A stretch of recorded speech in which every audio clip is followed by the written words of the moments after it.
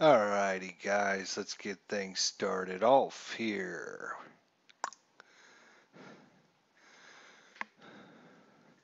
Thanks for joining me. This is your host, ID Jester. We're going to be playing Battles of Normandy. So this is a World War II. It's a platoon level game. It's made by John Tiller Software. So if you're interested in this, you can check it out on the John Tiller Software site. This is a tactical strategic board game on the computer, sort of say. And we're going to be playing a scenario here. Hopefully I can find it again. It's this one right here, I believe. Yeah, pretty sure that's it.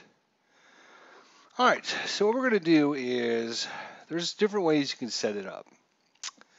I haven't played this game in a while. I was watching some videos today. So if you're learning the game Battles of Normandy, interested in it, you can check out Red Boots. He did a real good episode on a Kursk scenario, and I was watching these today, and it got me in the mood to try this out. So we're going to play it and try it out. I played it a while back when I first got it, and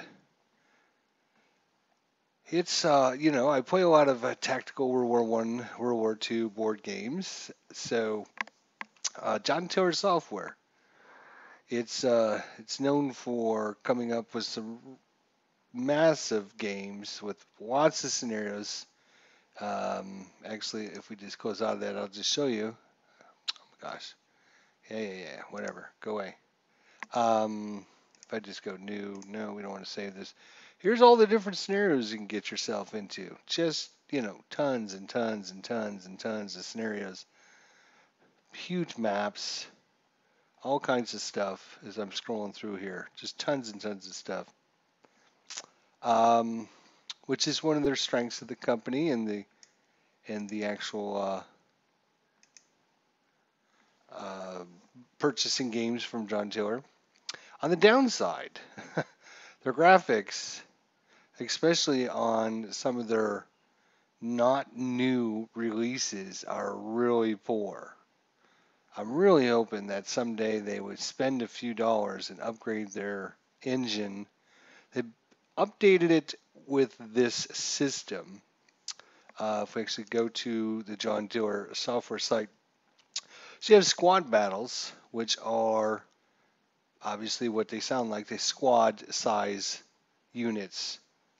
The next size up is Panzer battles, which is what we're playing. They have battles in Normandy and they have battles as Kursk. This is going to be mostly platoon size. Each counter is going to represent maybe a handful of vehicles or a handful of guns or 20 to 30 guys. When you're talking about squad battles, you're talking about each counter representing maybe 5 guys, 10 guys, and each individual tank has its own counter and stuff like that.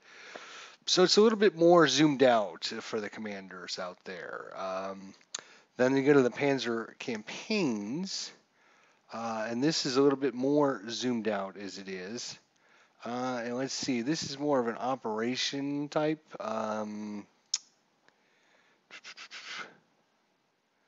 Does it say? Doesn't really say, but again, kind of zoomed out where each counter is going to represent, a couple hundred guys, and these guys, or each counter is going to represent a couple hundred guys with the vehicles and the machine guns and everything else inside it. So depending on how small you want your battles, not in counter size, but small as in how many units are actually represented for each counter. There's different squad size battles, and of course they have modern battles. They have World War One, naval, strategic, Civil War, Napoleonic, all kinds of different things. So John Tiller Software. Unfortunately, like I said, I really like squad battles. The problem with the squad battles is they haven't released any of these in a long, long time. And the graphics in these are so outdated. It's just, I don't necessarily need to have like super, super good graphics. But what I do have to do is I have to be able to see and read things. Um, so what we're going to do is we're going to set this up. We're actually going to play it as the Axis. And we're going to let the computer be on the Allied side. But we're not going to set up fog of war. So that we'll be able to see the whole map. We'll be able to see all the units. I think it'll be easier for people to understand what's going on when I explain things. If you can see everything and not have the fog of war keeping things hidden. You can slide advantages back and forth if you wanted to. You can also set up some special rules, which I'm just going to leave everything on the default. Now, because I am broadcasting this live, I do have one advantage in that my software will adjust the sound of the game, because there is no slider like a normal computer game where you can adjust this, the volume and the music and everything. I've turned the music off. I've turned the background sounds off.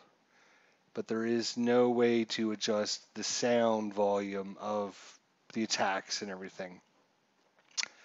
So it's very loud, but fortunately for you guys, I'm able to adjust that on my software, so I can say I only want it maybe at 30%, so that way hopefully it won't be too loud for you guys. Alright, we'll say okay. What will happen is the Allies actually take the first turn, which means I'm not going to talk when they take their turn because I'm not sure how loud it'll be, and you might not hear what I'm saying. So we'll just let them take their turn, and then we'll talk about stuff. There is smoke available. So you get these command reports at the beginning. It's only a 10-turn scenario. You can get ones that are hundreds and hundreds of turns with hundreds and hundreds of counters. Or this one here, which has got just a handful of counters and only 10 turns. So lots of, depending on how much you want to spend with your time on a certain scenario. So we'll let the Allies take their turn, and then we'll talk about stuff afterwards.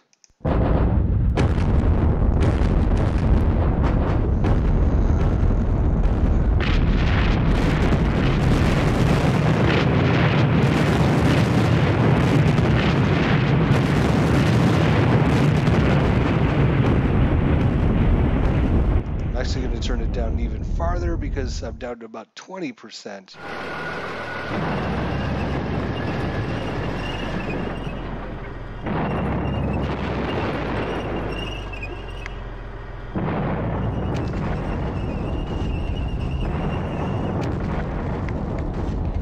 Hopefully it's not too loud for you guys. Probably still is too loud. Not much I can do about that, unfortunately, guys.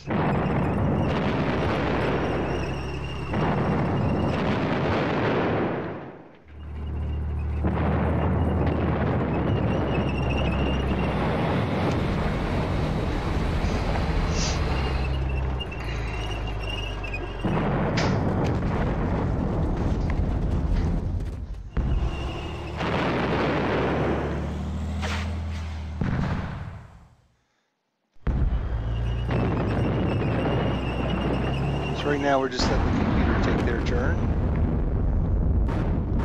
Trying not to talk, so that way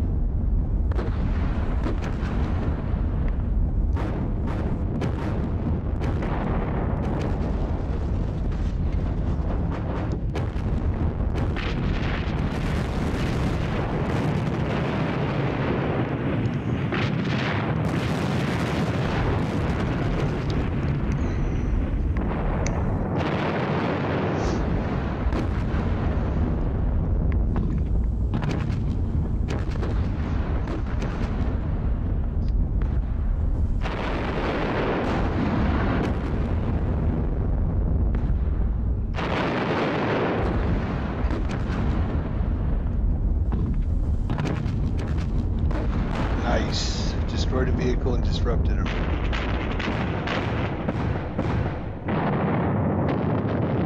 Nice. Disrupted another one and another vehicle.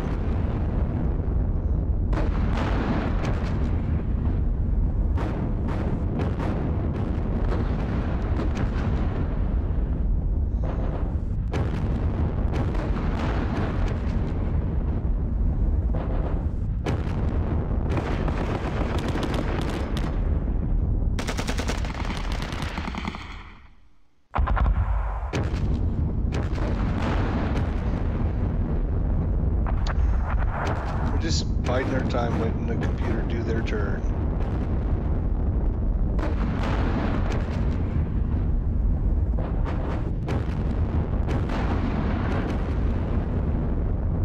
Oh, no, lost a vehicle and got disrupted.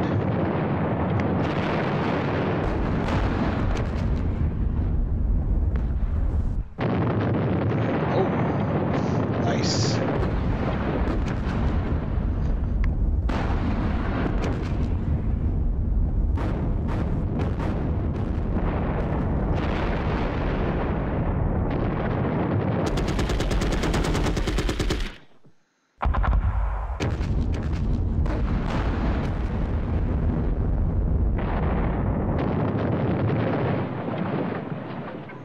All right, there we go. So now it's on to the Axis turn 1. We have 5 smoke available. Excellent. All right, so we got a lot to talk about, ladies and gentlemen. So there are different zoom levels. You notice that we started the game, we zoomed in and out. So there's a way out view, there's a middle view, and then there's middle view, and then there's a zoomed in mode.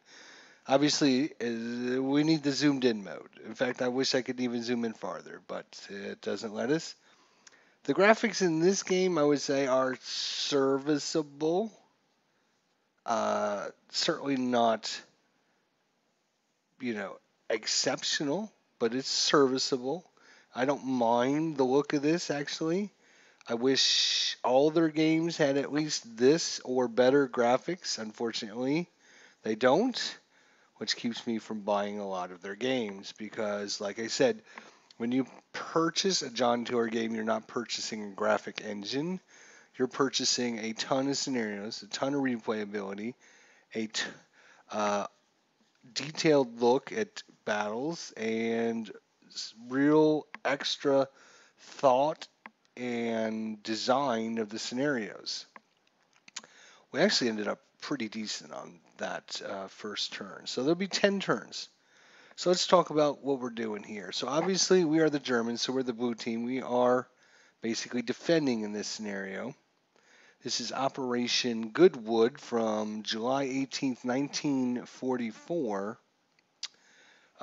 Some of the Americans had come down and broken through and kind of through this pass and down and around the Germans. And now I think it was the Canadians and the British forces that were moving down. And they had to run the gauntlet just like the Americans. So we're simulating that in this scenario as well. So the way you win in battles for Normandy is just like most, I won't say all war games, but most war games, you're going to do it by victory points. So if we click on the victory points here, here's our victory point totals and everything. You get victory points for killing your enemies. So the Allied side, when they did their turn, they lost 1 man, and we killed 4 of their vehicles. And basically, each man you lose,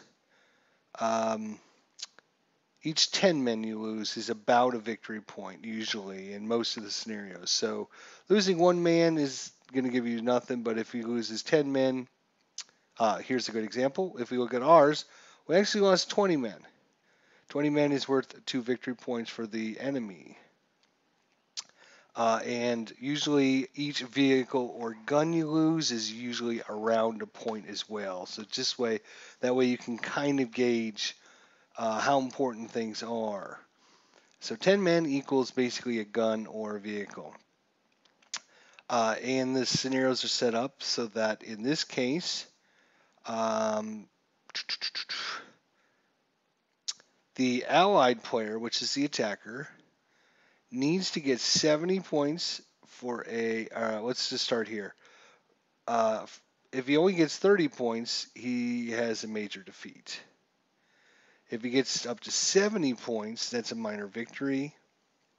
And if he gets 100 points, it's a major victory. So far, it's a total points of 10. And how you get that is you take the allied losses here, which is 5 points. He's also lost 5 points, so pretty much equal footing in losses and gains in units. And they have a 10-point victory hex, which is right here, actually. Well, actually, I think there's a way, if I'm not mistaken, highlight. We would like all of the victory points. I think there's a way to do that. Shade victory points.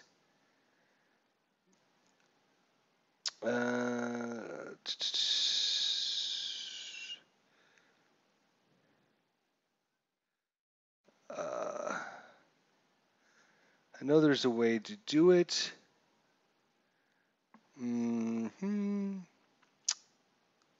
Objectives are on. Okay, so if I clear off the units, it'll be. No, you still can't see them on that with the units off. I think that's Z button. Units on. Objectives. Locations. Yeah, that's fine. All right. Anyways, you can kind of see them. There is one right here. The British player owns. There's one right here. It's worth 25. This is worth 10. There's one down here that's worth 25. There's another one down here where it's worth 25. There's a 40 down here as well. So 80 points if he gets all the way down here. You can get 50 points if he gets here. Another 25 if he gets this one. And he has the 10 unless I can get some units up there and take it. But probably not since we're the defender in this situation. So that's the way the British player is going to win. Is he? If we look at that again, now that you've seen that, the Allied player needs 70 points, so he can get the 10. His closest one is also 25, and another 25 would give him 50, 60 points, and then he would have to outkill us for 10 points. He get a minor victory. Get a major victory, he's going to need 100 points. So he's going to have to take a bunch of victory locations and also outkill all of our units. So that's how you win and lose. As we talked about, this is like a platoon level game. So if we click on this unit here, it highlights all the information up here on the left-hand side. This is going to be a Panzer Grenadier. Looks like has some half tracks with it as well. It's got 20 men. It's down 50.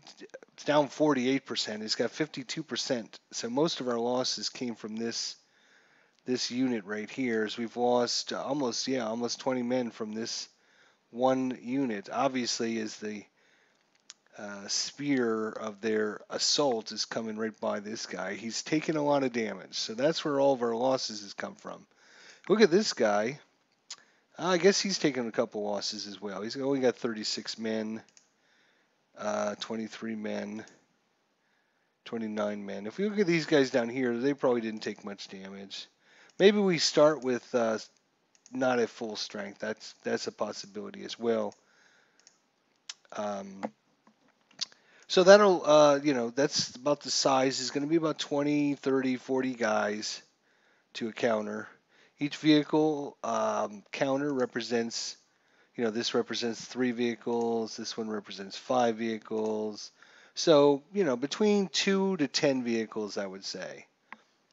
If we had Fog of War on, one thing you should know, you would not know how many vehicles that are there. It would just be question marks there.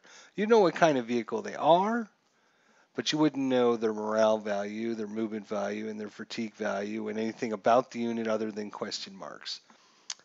Um, you'll learn some of that as you fight the unit. Then you will start learning some of this information, like how many vehicles are in it. But you won't know that to begin with. So we got the fog of war turned off specifically for that reason, so we can see the whole map. There's if we look at the map, we'll talk about the map. We obviously have, like most war games, supply source. So the Allied supply sources are up here. In this, you can see here, supply source is 95, 95. So if they can trace supply back to their supply source, they're going to stay in supply. Same thing for the Germans. We scroll down here. Here's the Allied supply source. It's only 75. So not quite as much supply. Oh, here's one over here as well, 75. So as long as our units can trace the supply back to our supply source, the units will hopefully get some supply. There's always a chance that the units behind the scenes, each unit will roll a die to see whether or not it gets supply that turn after the fighting commences. The first turn, I believe everyone starts in supply unless the scenario designer says otherwise. We were looking at the map first. That's what we were doing. So here's a contour. So this is obviously the edge of a hill here. So, but it looks pretty flat past that. And then there's a little depression here. And these units are down inside that little gully, shall we say. On the actual map, we can click on a hex. It'll tell us all the information about it. This is a field hex. So it's minus 10% to attack into that hex, I believe is what that is. Again, I'm certainly no expert. I'm not saying I'm an expert at this game at all. We do have some minefields out there, actually. Maybe hidden minefields that the enemy doesn't know about. Good. You can see that this one actually has a wreck in it now. We also have some obstacles here. So it's going to be harder for them to get through these locations, but it's also harder for us to get through them as well. We have some rubble as well. So line of sight, these two units can't see one another. One of the best buttons that I use to play this game, and I don't see a lot of other people use it, but I use it all the time, is when you click on a unit, I click on the V key. The V key will show you what spaces are visible to this unit. So it's either blocked by terrain, or the scenario designer said you can only see so many hexes in the scenario because of fog, or because of smoke, or whatever it happens to be. So you can see this unit can see all this. He can see this unit is adjacent to him, but he can't see this unit. So if I wanted to fire from this unit, can't do it, obviously. This unit down here can see all of these units here, but can't see this unit right here because it's being blocked by this hex here, which is an orchard hex. It's also good to find out what your enemy can see. So if I wanted to move a unit, let's say I wanted to move some of these guys down here, I can click on this unit to see what he sees. I can say, okay, he can see all this. So if I was to move this unit into this space, he could opportunity fire on him. So maybe I want to bring this unit up into this space where he can't see it. So I use the V key quite a bit, and I would highly recommend if you start playing this game to use that key as well to your advantage. Again, we're seeing a lot more than we would normally see because we have the fog of war turned off. I'm just going to take the V key back off. We have some, I think this is a road hex. Doesn't actually say it's a road hex, but it looks like a road hex to me. I'm not sure what that would represent if it's not a road. This looks like a train track. So, but it doesn't actually say that, so maybe that's not important. Who knows? Most of the other hexes are just designs of fields, so they're just going to be open terrain. Let's look at some of our units now. Some of the enemy units. So if we click, we'll just choose this guy here. So one thing we do have turned on is you can because we can't zoom in any farther. Some of you might not be able to see it, but there's a little colored flag in their corner, which represents which um, formation they belong to. So you can see there's a lot of pink units here, and there's also a couple red ones over here. Looks about it, I guess. If you get into bigger scenarios, you want to try and keep your formations together that work together. This scenario is probably not big enough to actually show that, but keep that in mind if you play bigger scenarios. Again, it's going to give us all of our information over here in our unit panel. It's got 20 men, 52%. And the way this game works is it isn't like other war games where you shoot or move, or if you move then you can't shoot, or if you shoot you can't move, or whatever. Basically what you get is a certain number of movement points. You spend these movement points to do things, and as you do your things with them, you lose your movement points, whether you're shooting or moving or boarding trains or getting on trucks or limbering your artillery to move them into position. They all spend your movement points. When you're out of movement points, you're done. That's all you can do. So most units, if they don't move, can actually shoot 3 times. The exception to that is most artillery can only shoot twice per turn. So just keep that in mind. And probably the most important thing to keep in mind when you're looking at your units is to right click on it. It'll actually give you your order of battle. So this is the 44th Panzer Grenadier, which belongs to the 21st Regiment, it's the 2nd Division in the 1st Regiment. I'm not even sure how to read all this stuff, but this is your hierarchy. Okay, great. I don't know much about that. I try to follow it as best as I can. But more importantly is this information over here on the right-hand side. This is going to be your attacks versus hard units. Hard units are, well, if you don't know what a hard unit is, I don't know why you're watching this. Hard units are basically your vehicles, anything that's made out of metal, usually, anti-tank weapons, stuff like that. And then your soft targets, which are usually fleshy creatures, like engineers and rifle squads, anything that's made up of men. So you got your hard attack value. In this case, for this unit, it's 18, and then a /1. 1 represents its range. So it can only shoot at vehicles, basically, that are adjacent to it. When it does that, it will fire with 18 firepower. Soft, it has a value of,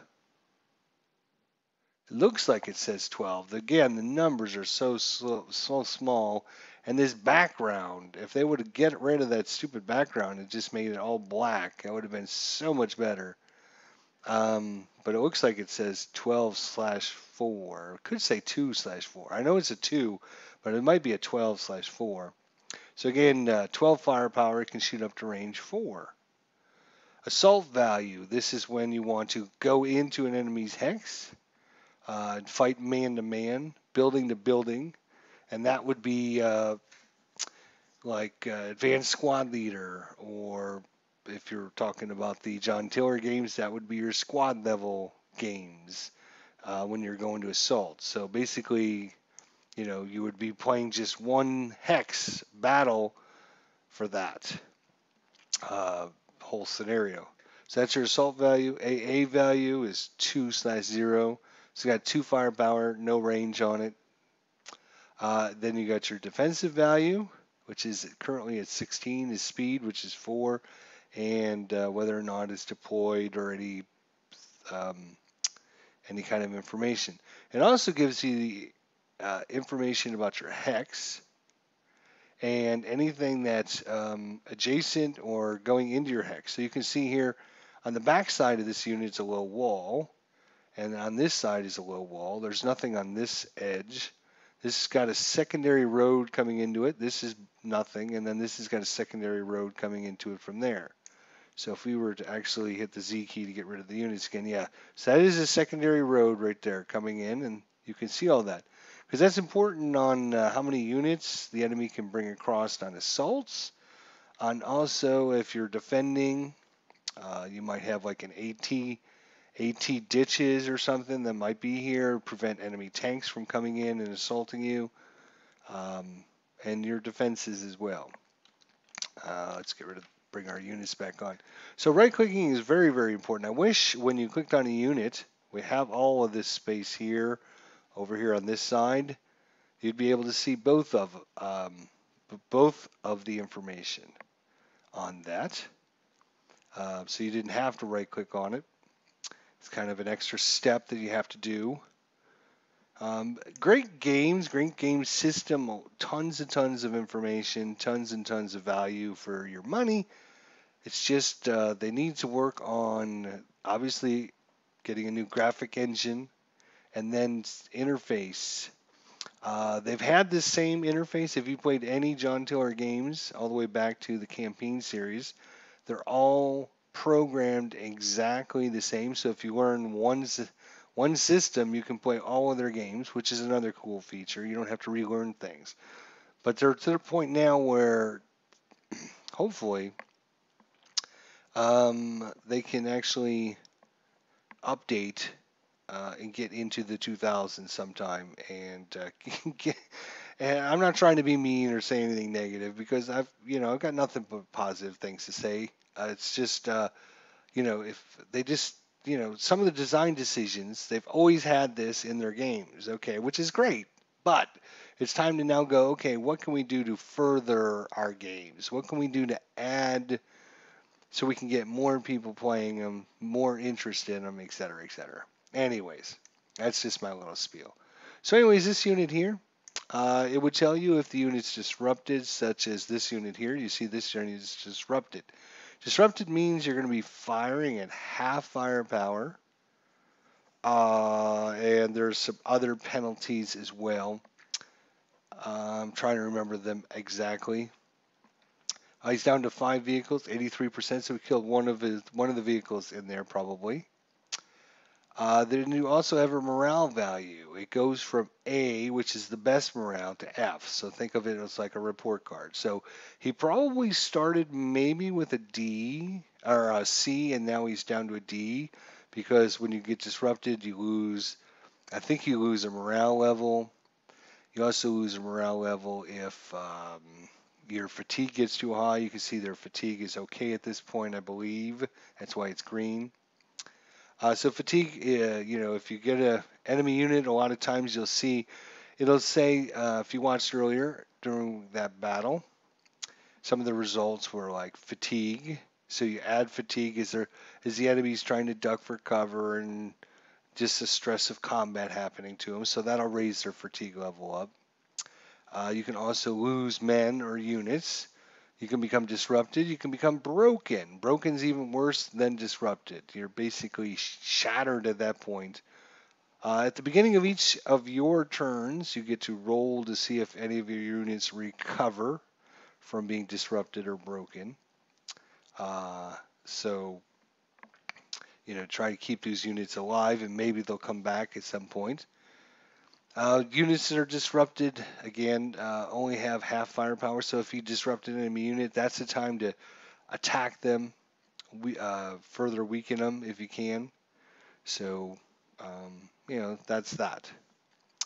The reason that took so long is, like I said, each unit's going to get, if it doesn't move, it's going to be able to fire 3 times. So there's a lot of firing going on. The most of that fire, or at least probably half of that fire, was defensive fire. You don't have any control over which unit's defensive fire. So when he's moving his units, the computer takes over and says, yes, fire, fire, fire, fire, fire, fire at the units. Same thing will happen on our turn now. It's our turn to attack. When we go to attack somebody, it'll randomly roll for any unit that can see him, and it'll say, if it makes its check, it'll do a defensive fire on us.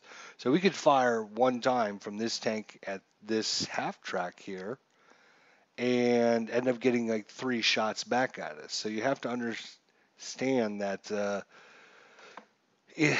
whether or not you really want to take your attack, sometimes it's better to not do their attack. I mean, maybe I can get an enemy kill on this unit, but if I'm taking 3 attacks back, I might lose 3 vehicles. So if I lose 3 and you lose 1, that's not a very good trade-off. So there's ways to obviously get around that, and that's part of figuring out the system and learning the system.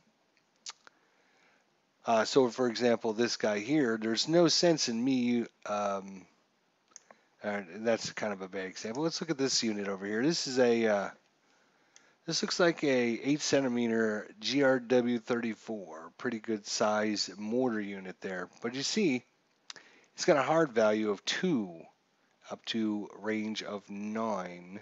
Soft targets, it's 11 up to range 9.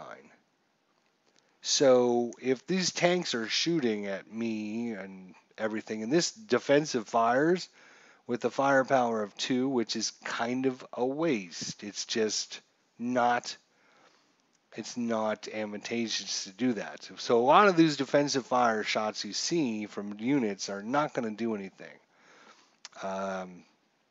It's just a matter of, okay, this unit's offensive fired, it shot, it didn't do anything, move on to the next thing.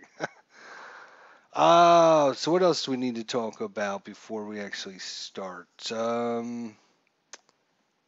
I guess it's about it. So obviously we want to think where the Germans here. We are defending, which is hopefully good for us. Normally what you try to do is you want to use your artillery at the beginning to kind of soften up your opponents. Don't wait until after you've softened up your opponents with your attacks to use your artillery. Use your artillery, and then you can exploit it with your units. Is basically, what you want to try to do. So there is a key, I believe.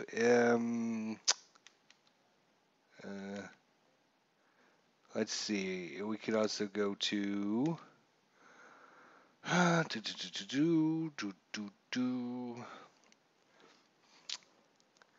Oh, here's the objectives.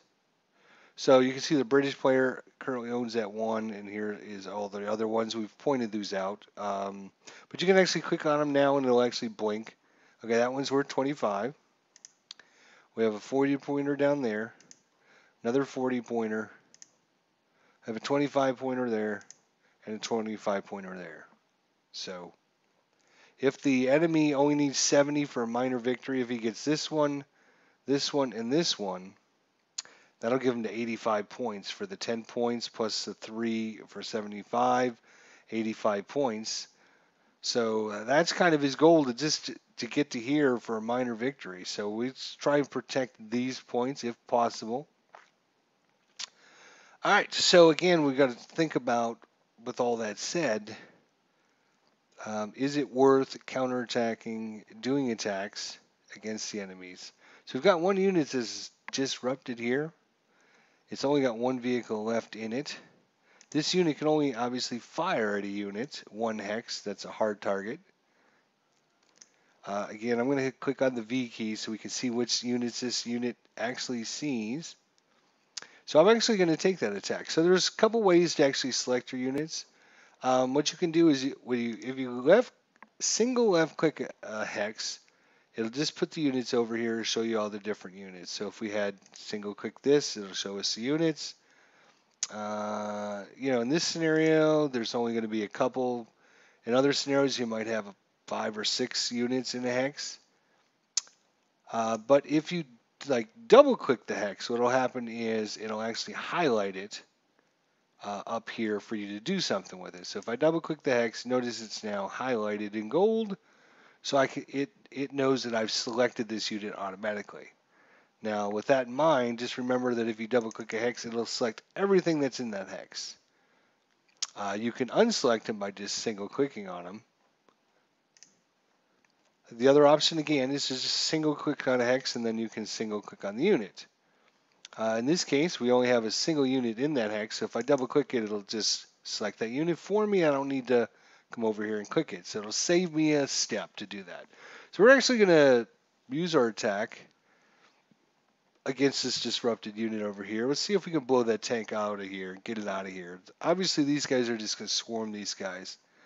So the question is, if we don't defensive fire, or if we don't do anything on our turn, then they won't be able to defensive fire at all. So you have to take the pros and cons of, do we want to try to damage the enemy unit? It's kind of early in the scenario. I think we're going to go ahead and use some of our defensive fire. I keep calling it defensive fire, but it's not during our turn. I'm just afraid that the enemy, if we look at the enemy, as a matter of fact, we have some lots of tank units. These are M10 units. We have some Dingo half-tracks. We have some Stuart 5s. We have some Sherman 5s.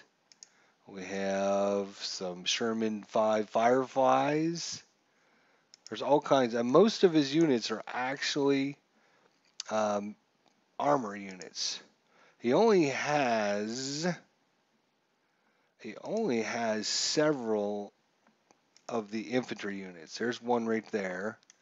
This one just happens to be a headquarter unit. And this one here is a UK Scout infantry unit. So most of our units, I shouldn't say most of them, but a lot of our units are infantry units. And our infantry units are crap against hard targets unless they're actually adjacent. So all of these units over here in the corner, over here on the right-hand side, they're not going to be able to do anything. This guy here is not going to be able to do anything unless a enemy unit moves adjacent to it, or we move it adjacent to an enemy unit, because we can only shoot one spot against a hard target. So those are probably Panzerfaust or something to that nature. So we got a lot of infantry. It might look like we have a lot of units, but we don't have that many important units. And that's important to understand when you look at your different scenarios, is trying to figure out what you have, what you don't have, what the enemy has, and what the enemy doesn't have. Like I said, we turn the fog of war off so we can kind of go over this stuff. When we play other scenarios, we'll leave the fog of war on. We won't know. It'll be a big surprise how many units they have, what kind of units they have. Which direction they're coming from, all that stuff we know. They're coming from this way, they're coming down this way. Obviously, we know they're coming towards the victory points. So now we have to just decide, in our case here, what what we're going to do with our units. Again, these units over here, kind of worthless. This mortar over here isn't going to do anything against these vehicles. Maybe against the half tracks, and maybe against the infantry units. But again, if we go to the V key, he can only see units that are right here. So all these units he can't see. So we're going to have to wait for these infantry units to get down here before these guys will be able to do anything. So we got to keep these guys alive until that comes up. If these guys all die before the infantry come near, they're basically, kind of worthless at that point. So we're not going to defensive fire, we're not going to offensive fire with these units at all.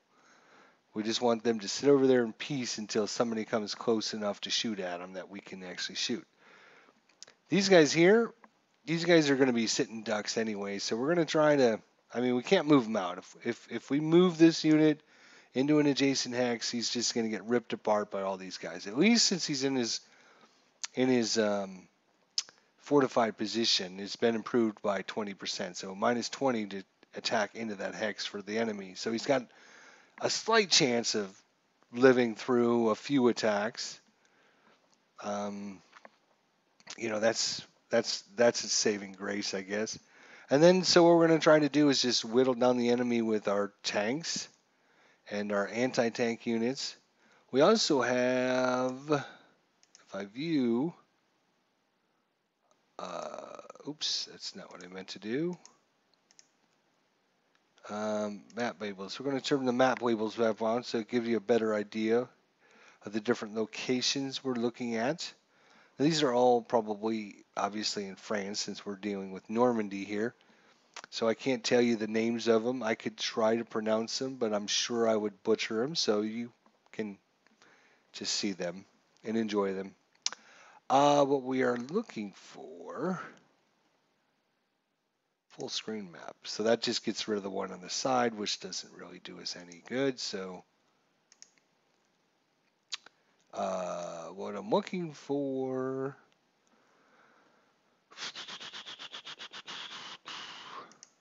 is the, that's right, we're looking at the artillery dialog box. There we go. All right, so this is what I'm looking for. So this is, as we talked about a few minutes ago, you want to shoot all your artillery if you can to begin with. It just kind of soften up the enemies before you do your other attacks. You might want to hold one or two back. Looks like we have artillery, Panzer Grenadier. This is a mortar unit. So obviously, again, we looked at the mortar unit. You want to kind of look at your units to begin with. We looked at the mortar unit. Hard targets, value of 2, not going to do a lot of damage unless maybe the half tracks. We'll have to think about whether or not we're going to actually attack that or not. So the way artillery works in this game is differently because we just looked at this unit a minute ago. I'm actually going to close this window out. Remember how I had the V key? The V key shows what this unit can actually see. But notice when we went to attack, you can attack this unit and this unit over there. The reason for that is, let's bring that back up. Artillery dialog box, there we go. Is, we gotta, hang on, I gotta turn off the V key. There we go. Now let's bring it up. Artillery dialog. So you can see now, he sees everywhere on the map all of a sudden. What? How does he see that?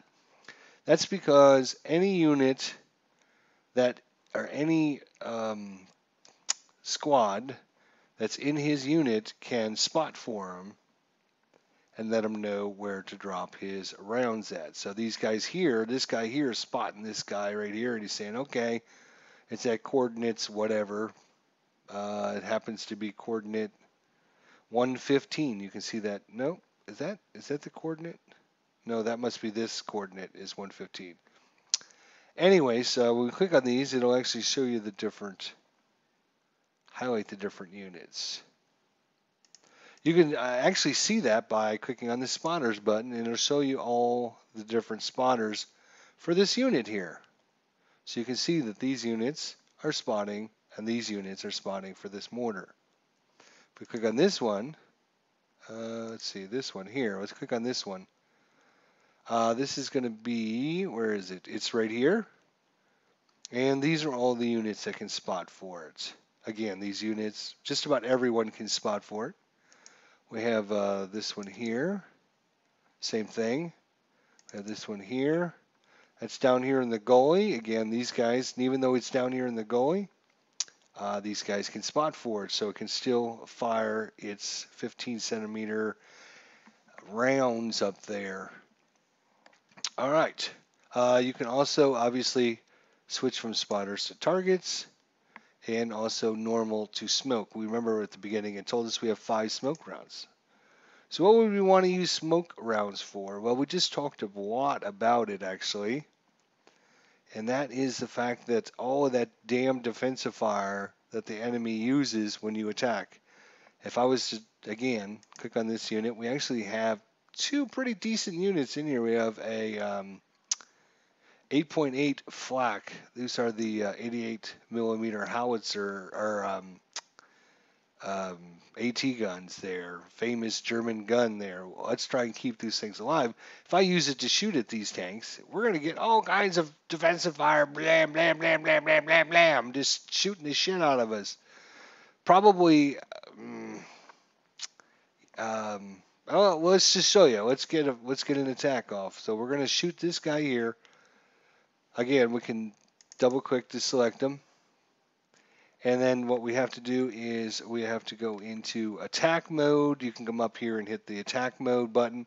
The easier way to do it is actually just hold the control key down. You notice my mouse cursor switches to like a little target reticle. When I do that, then all I have to do is right click on the hex and it'll bring up a little dialog. If there are more than one unit in the hex, it will bring this up. If it doesn't, it'll just assume, hey, you're attacking the one unit in there. So we can go after the disrupted unit or we can go after the regular unit. Depends on which one we want to do. Let's try and hit the disrupted units while it's down.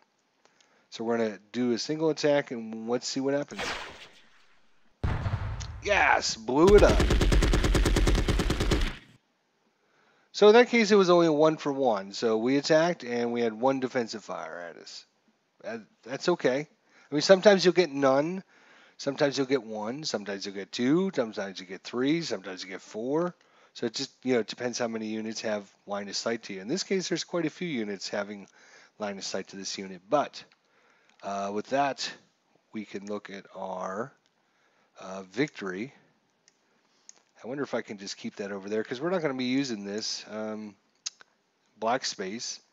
Anyways, his victory points just went down from 10 to 9 because we gave him another loss. Again, each victory or each vehicle or gun is usually worth about a point.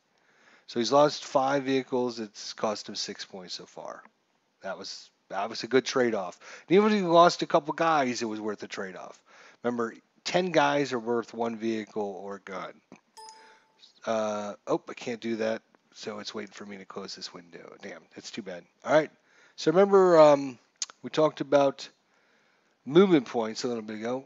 Notice it's still in green, which means this unit can still do something. It's not done. So we're going to take another shot with this unit. Hold the control button down, and we're going to take a shot at this guy. It's the only guy you can shoot at with his one range at armor. Does he have vision? He does have vision to that HQ unit over there. We could use his regular soft target attack. It's 12 value. I'm assuming that's a 12. It's hard to see if it's a 2 or 12. Its text is so small. But I think, might as well use these guys against the tanks because obviously the enemy's got a ton of tanks. We need to get rid of those tanks. So we're going to hold the control key down, right click, and we fatigue the unit a little bit. And the enemy shot at us for no effect. So kind of a good trade-off. And notice we are now in the yellow. So first time you shoot, you go green, second yellow, third will be red, you'll be done. So if you use your 3, you can just look at a unit and say, oh, he's got 3 shots left. This guy's had 3 shots left. This guy's got 3 shots left. Just by looking at the color. This guy has, he's got 2 shots left. No, I'm sorry, he's got 1 shot left because he's already shot twice. Yeah, that's what I meant to say. All right, let's take our last shot. Oh, we got to select him. Yes, got another vehicle. No effect against him. Oh, lost a man there. No effect. All right, so 3 defensive fires. 2 of them had no effect. 1, we lost a single man. So we're down to 19 men, 50% of what we had to begin with. Our morale is still pretty good at B. Remember, it goes from A to F. C is average. Fatigue rating's getting up there a little bit. Just for how much firepower is coming in on them, attacking them. And notice we are now, it's considered red, but it looks orange. I guess it's orange. I call it red, or I think they call it red in the rule book, as a matter of fact, but it actually looks like orange. So once it's at orange, he's done. He can't move, he can't fire, he can't do anything for the rest of our turn. So we can kind of ignore him the rest of the turn. This guy here's got 8 vehicles left. This guy here, what we can do is right click it and see what their defensive value. So these guys here, the Sherman 5s, he's got a defensive value of 12. The guy we just shot here, the Sherman 5s, Stewarts, I'm sorry, the Stewart 5s, he's got a defense value of 7. So obviously to get a kill on this unit, it's going to be a lot harder than getting a kill on this unit. So we're going to do our best, see what we can do. We fatigued him. Defensive fire. Lost a man. No effect. No effect. Lost another man. No effect. So you notice that was 5 defensive fires that happened after that one simple little attack. So remember I was talking in the beginning, you have to think about, is my attack worth it for what I can get out of it?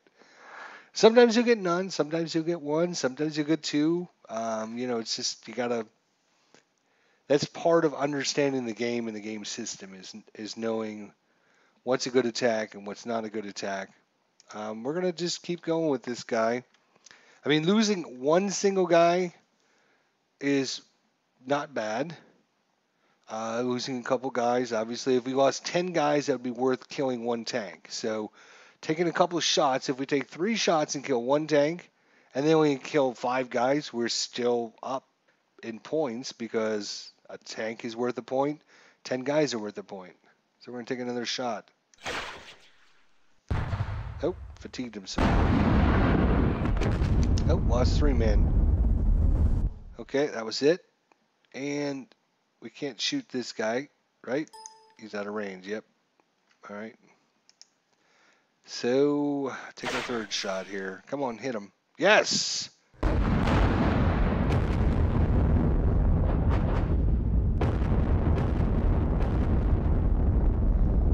So all in all, not bad. We lost 5 or 6 guys, but we ended up killing up one of their units. Now, again, you shouldn't be too much worried about the overall trying to get every nickel and dime penny for points-wise, but you should try to be getting good trade-offs is what you're trying to do. If you're constantly getting your vehicles killed and you're only killing a couple of the enemy guys, then you're going to lose this scenario because you're not making good trade-offs. So trading a couple guys for a vehicle is well worth it. The other thing is, every time you attack an enemy unit, its fatigue is going to get higher. And there's also a chance that you can break the enemy unit or rout it or disrupt it, like this guy here.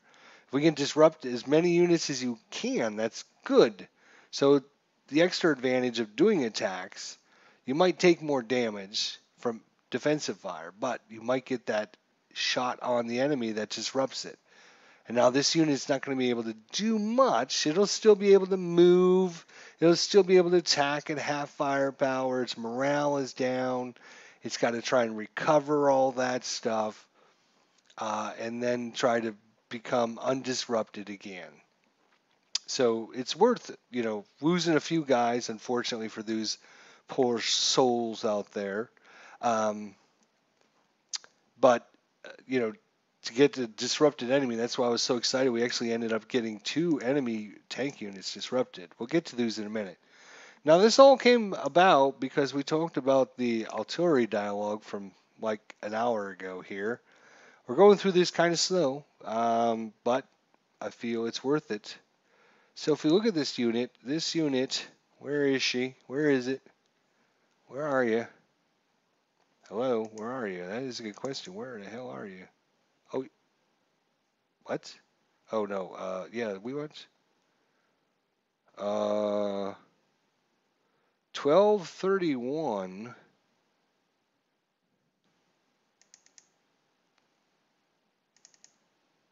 Why is it not?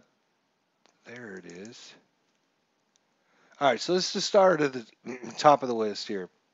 So we have this mortar unit over here. We looked at this earlier. So the mortar unit just not powerful against hard targets. We could lob a couple soft shots over there. It might even be worth doing that. Now the question is, all these tanks here are going to defensive fire. Is it worth it? Yeah, it might be.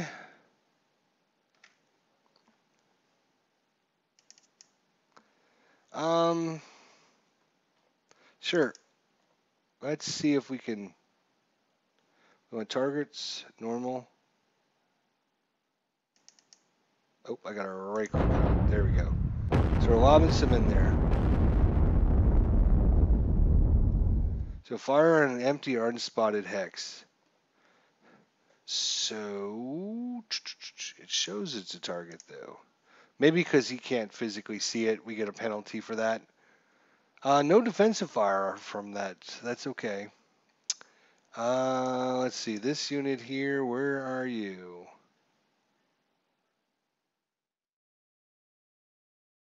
That's if you right click when you're trying to move the map, it doesn't work and you'll waste your artillery. So don't do that. That was its second attack. So if we come back over,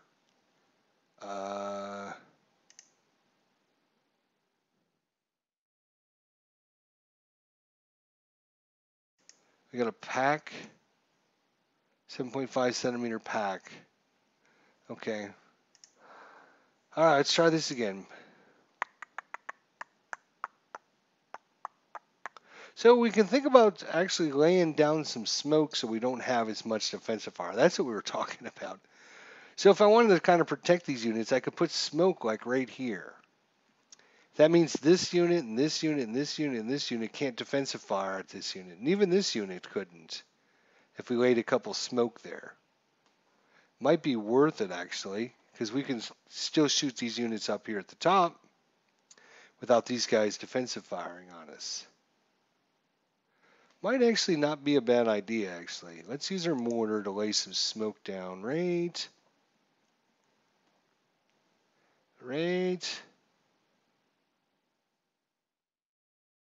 Do we want to put it here? Here. There we go. Put some smoke down on your face. The reason I'm doing that, again, I'm kind of going fast, but I'm also trying to keep things interesting for you guys. One thing we didn't actually look at was our Stoogs here. So we got Stoogs. We got lots of Stoogs all over the place. The reason we're actually putting that up is we don't want much defensive fire. If we look at our Stoogs here, our Stoogs only have a defense of 9. So not great defense. When you compare that to some of the units, like this guy here has a defense of 19. These guys up here have a defense of 12. These guys have a defense of 12. And even these little half tracks, now they're not any good. These guys here have a defense of 12. So most of their tanks outclass our Stoogs. So we don't want lots of defensive fire. The less defensive fire, the better. So I'm trying to narrow down what can defensive fire on us.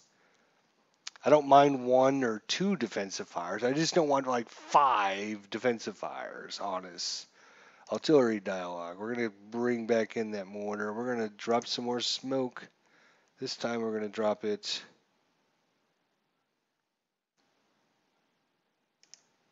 Oh, I got to right click that X. Oops. Right click. Oh, what? Mortar. Do I have to control it? Normal, smoke.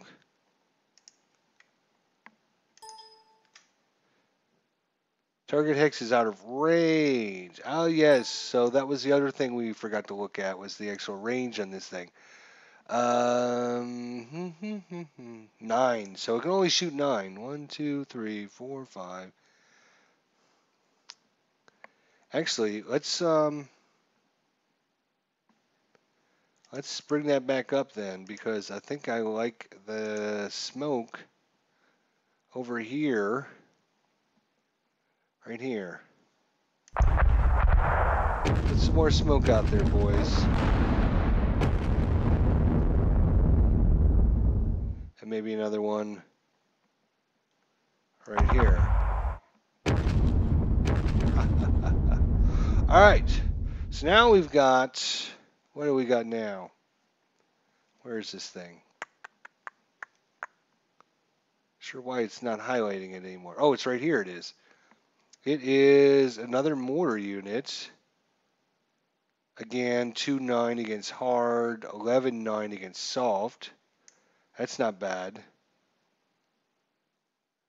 Can we shoot here? This time we want normal attack. Here. No. Damn it. Right click. Yeah, let's go for that headquarter unit. Defensive fire. Oh, lost a man. Lost another man. Lost nothing. So 4 defensive fires on that one little mortar shot. We're going to try it again. Lost another man. All right, but now we're getting to our regular artillery here. This happens to be 110.5. Where are you? You're right here. So this is our Lorraine 10.5 centimeter. So it looks like a Stug, like a howitzer on a Stug chassis, something like that. 48 range, so plenty of range. And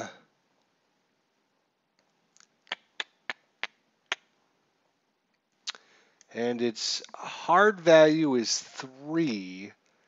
His soft value is 13. So again, not good against tanks, good against infantry. So we're going to lob a shell right up here on this headquarter unit again. No defensive fire. That's good. Let's try that again.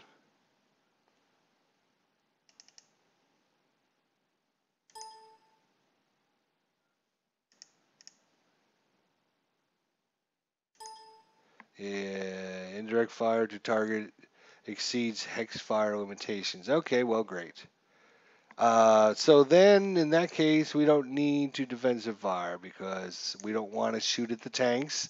All we're going to do is get our units killed in that case. Unless we can put out some more smoke. Can you do smoke? We're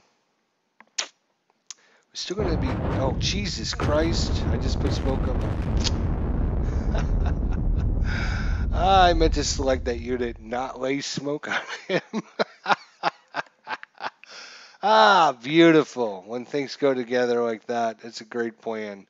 Our last unit is it's down in the gully down here. Alrighty. This is a AT gun. 14 against hard units. Range of only 6 though. 1, 2, 3, 4, 5. Yeah, it's not going to be able to shoot anywhere. So, alright. So that is our awesome smoke. We shot this unit, we know, because it's an orange. This unit's done. This unit here, it can shoot at guys. Soft targets up to range of 6. It's actually, is this a machine gun squad? Yes, it's a machine gun unit. 36 guys.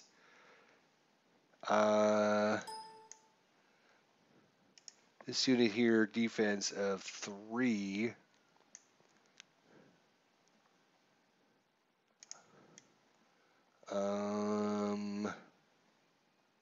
Not sure it would actually do any damage. Alright, let's look at our units we know will do some damage. These guys over here. These are our Pack 40s over here. Just sitting here waiting to shoot somebody. Hard. 32 against hard targets. Nice. Range of 10. 1, 2, 3, 4, 5, 6, 7, 8, 9, 10. So we can get about anywhere there. So best thing to do, hit that V key. V is in Victor. And it'll tell you which units we can see, which ones we can't see. So we can get this Sherman, or try to anyways. So we've got a Sherman sitting here. We have, what's in this hex? Churchill and a Sherman 5. Some little scout truck units. Some more Shermans back here, it looks like. So we're going to... Doing some damage to a Sherman would sounds like a good idea, so we're going to try. Bam. Nope. We're going to select it first. Now, bam.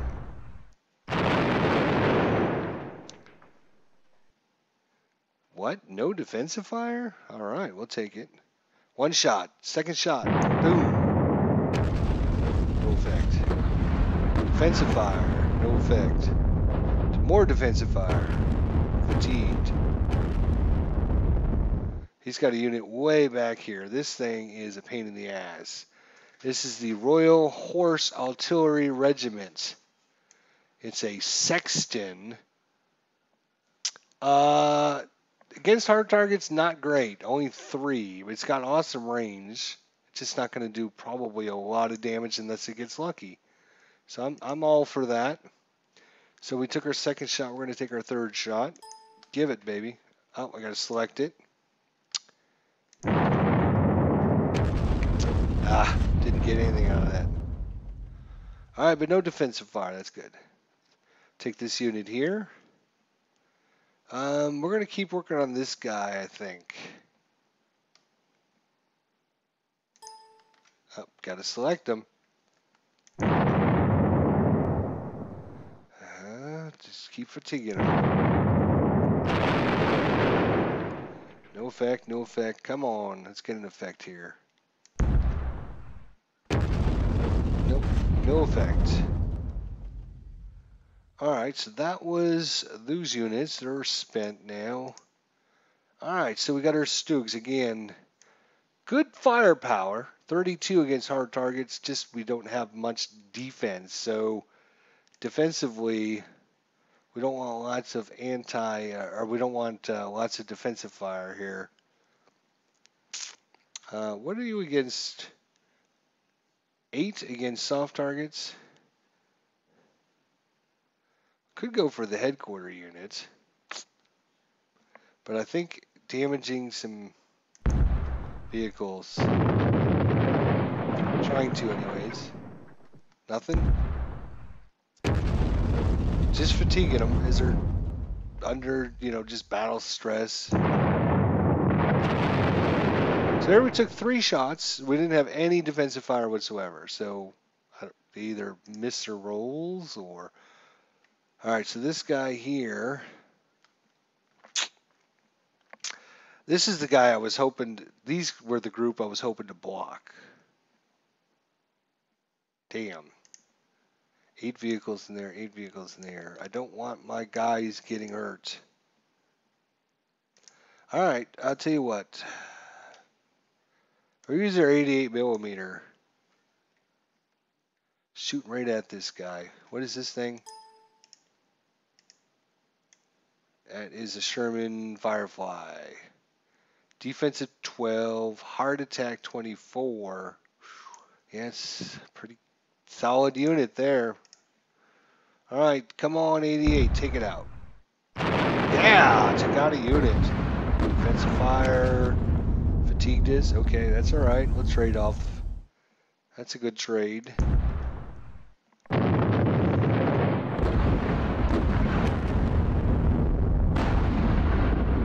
No, no, damn it. I got a vehicle. Got another vehicle. Damn it.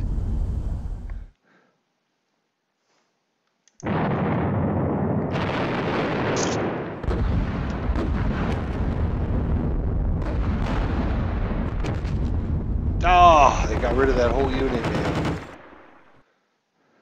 Those Stoogs, I told you, those Stoogs are not very defensively very good. Only defense of 9. And there's only 3 of them in a hex, so... All right, we got one last shot. That was a lot of defensive fire again.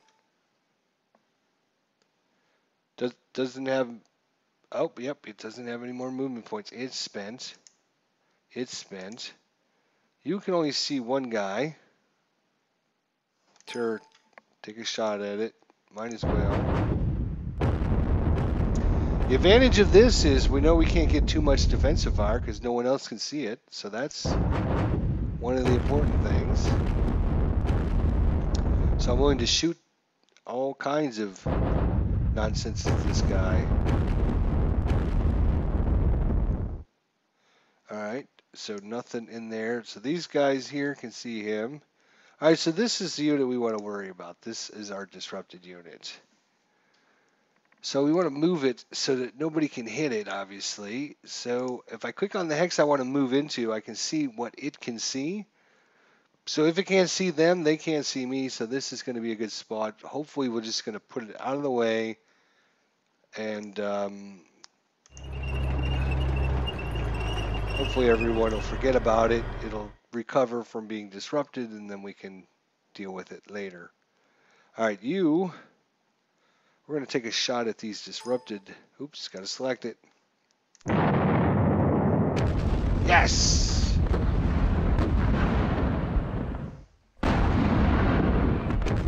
Okay, good. No, don't you kill me. All right, good. So, yeah, I would trade vehicle for vehicle with the enemy because their vehicles are much better than our Stokes. Absolutely. You want to trade? We'll trade vehicles. Ah, didn't get him. No defensive fire. That's good. Damn. All right. No, nobody else. Good. All right. You can't see Jack. You guys were supposed to lob in stuff over here instead of on top of one another. You shoot. Oh, gotta select it. Got the voice, no picture. What do you mean you got no picture? Really? It shows a picture. You don't see?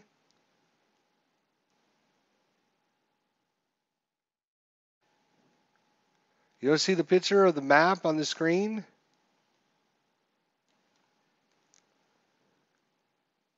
What the hell are 5 people just listening to me for then?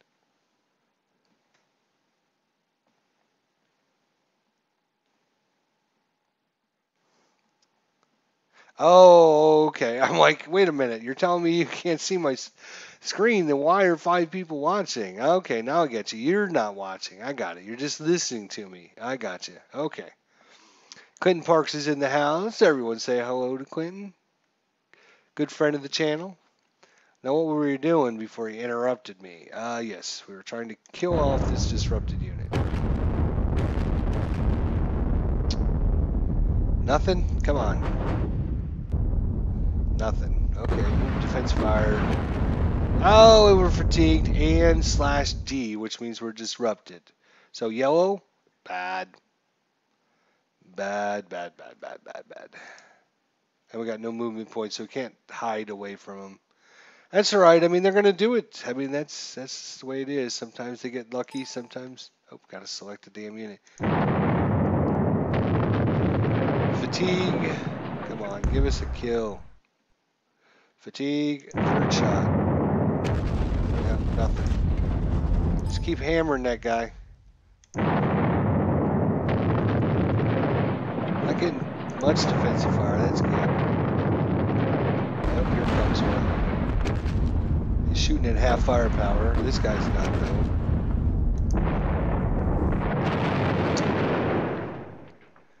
Alright, so that's pretty much everyone over here.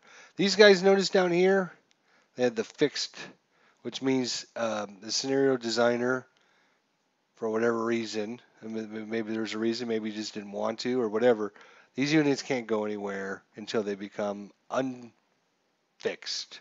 So they're in fixed locations until the scenario designer says, okay, they're released, you can do whatever you want with them. So that's why I kind of ignored them, because these guys can't see anybody, they can't do anything. This happens to be a dude named Major V-Luck. I don't know who that is. Maybe someone out there does. They can let me know. All right, so that's these guys over here. Let's look at this guy. He's good to go. Shoot. Oops, select you. Shoot. No effect. Second shot. No effect. Third shot. No effect. No effect, no effect, no effect. This hex has got some Panzer Grenadiers. Again, can't do anything. This hex can't do anything. You guys. We had somebody here, but he become disrupted. What we might do is just move him inside so they can't see him. So they can't just target him. Hiding our units that are disrupted. We do actually have a nice 88 millimeter deck here, but we just can't see anybody yet. Another one back here, just can't see anyone yet. This guy's a machine gun unit. He's not going to do anything to these tanks. This guy isn't going to be able to do anything. We do have some AT guns here. The only unit they can actually see is this guy here because of the smoke. That was beautiful design by whoever put the smoke out there. I'm just saying.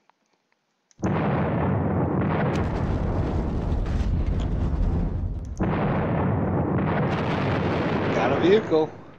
Excellento.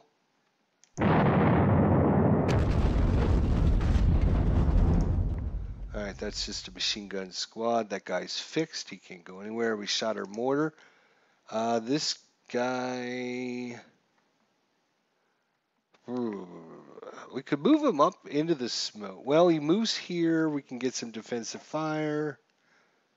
We can move him into the smoke. More defensive fire. Then he would be adjacent. We would be able to shoot. I don't think it's worth it. Being the defender.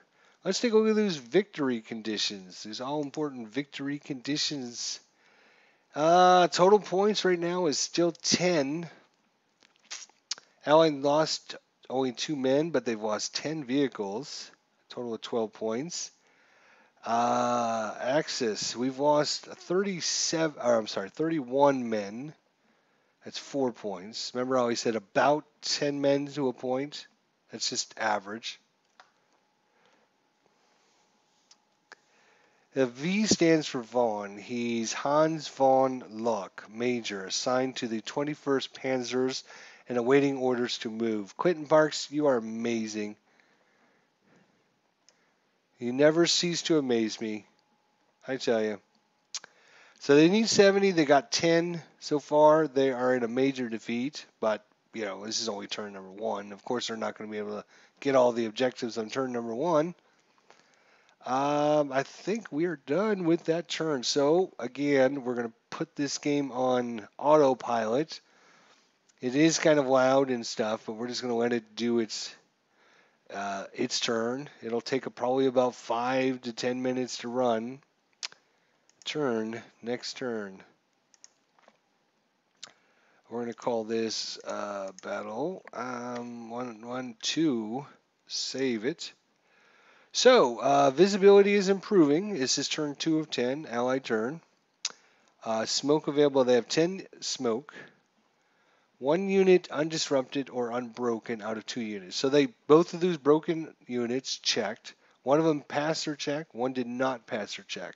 So this is a guy that's still broken. The other guy I think was here. He passed his check.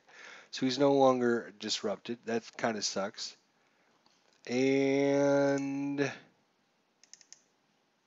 that's the unit that passed right there. We just talked about that. All right. And that's all for that.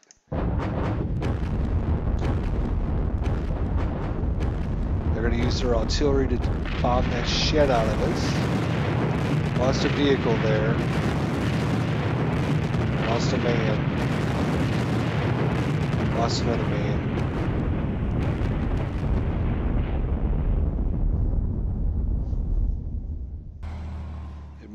Moving up, defensive fire, nothing.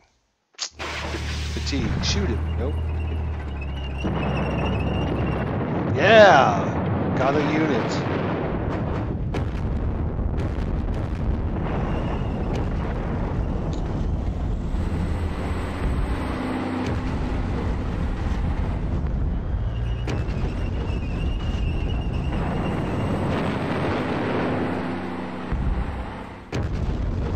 Trying to get around the smoke I laid down.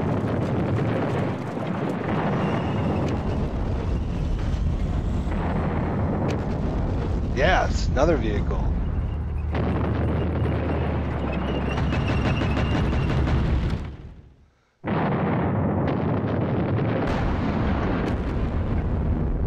Four men died. Another man. Don't hit my 88s. Another man died. Oh, lost a vehicle. Oh, another vehicle.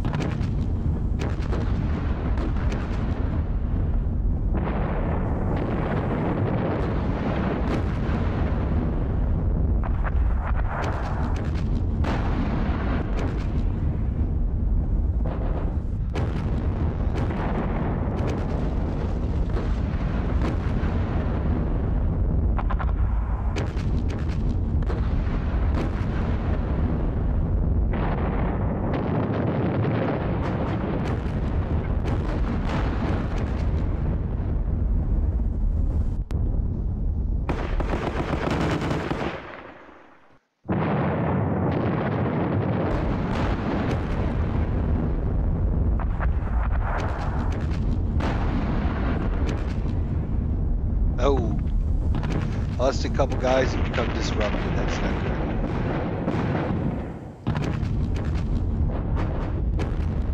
Fatigue. Lots of fatigue going on.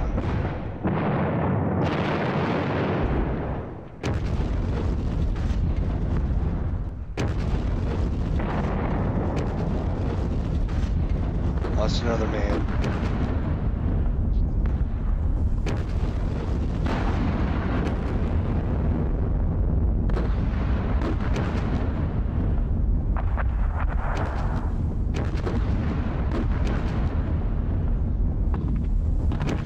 Yeah, this is not the hedgerows. I'll have to show you some of the other maps that actually have hedgerows.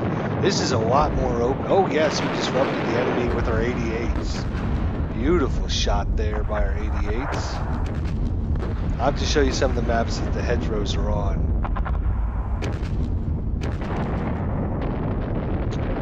This is mostly farmland here. Our 88s are holding on strong. I'm very happy with that. Very happy. We disrupted one of their units there. So visibility is improving. Units that have been released. So we now have this unit here has now been released. Wow. Okay. We only have smoke one available. We didn't have any disrupted or broken units. I'm sorry. We had 0 recover. We have 4 of them that are broken. Had 6 units recovered from fatigue. So none of our disrupted or broken units recovered. That is kind of disappointing. We did do quite a bit of damage as he was skirting by our guys here. We took a lot of losses with guys, but several of them lost vehicles. We started with 10, and after their turn, we still end up with 10. So we lost as many as they lost, so no gain. Clint Parks also says that if it helps, Hans von Luck, Major, assigned to the 21st Panzer, he won't move until 10:30, but the 21st had orders to go after the British at Caen. Interesting. Looks like you are in the hedgerows. Yeah, this is it the 125th Grenadiers? I believe it is. If we look at our, yeah, 125th right there.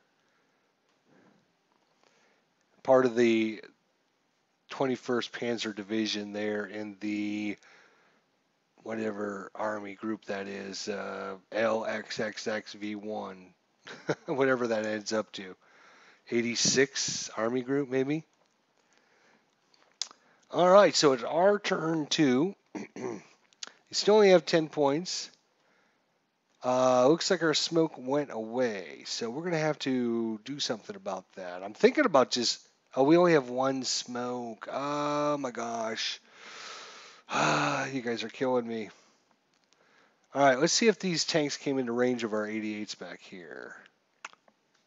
Bleep. Oh, yeah, look at that, just in range.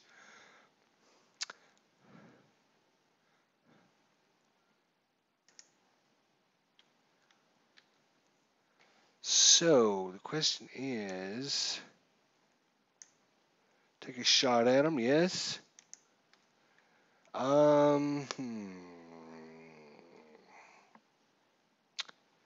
He's got 3 headquarter units. Yeah, let's take out the headquarter units here. Try to disrupt him, I guess. Same thing. Nope. Come on, boys. Nothing but fatigue on him. That's kind of disappointing. What about this guy? Can he? Oh, just outside his range. That's too bad. One more space up would have been just.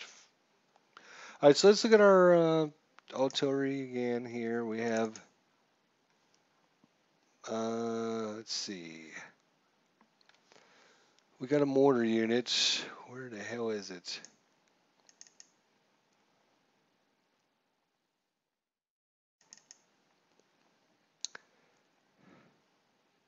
$12.31. Am I missing it somewhere? I want targets. I want normal. Okay, that's that guy. Where's this guy?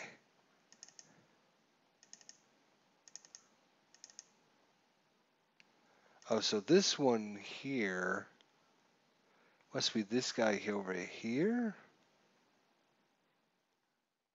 All right, well, we're gonna drop smoke anyways, I think.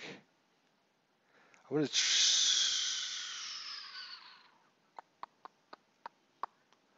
smoke right there. Sounds like a good option. And we're gonna do the same thing with smoke. I'm gonna try and box these guys off that are coming down this way. I'm gonna just line smoke up right here, so when these guys are shooting up here, these guys aren't defensive firing. That'll be my game plan. We'll see how it works. It might work, it might not. Oh, damn it. I did not mean to do that. You should look over here first. If I haven't caught on yet, you seem to be surrounded. Yes, I know that. That's the way they started this scenario, though. These guys can't do smoke. Oh, because we only have one smoke. That's right. I'm an idiot. Oh, well. Damn it. All right, here's a mortar unit. He does... Yeah. All right. Yeah, not happy about that.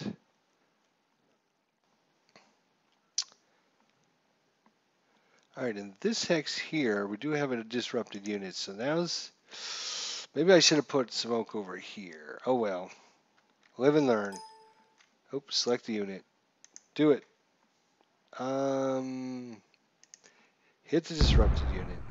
Yeah, got a unit. Defensive fire. No, nothing. Good. I'll take it. How far are we from KM, from the beachhead? In this scenario,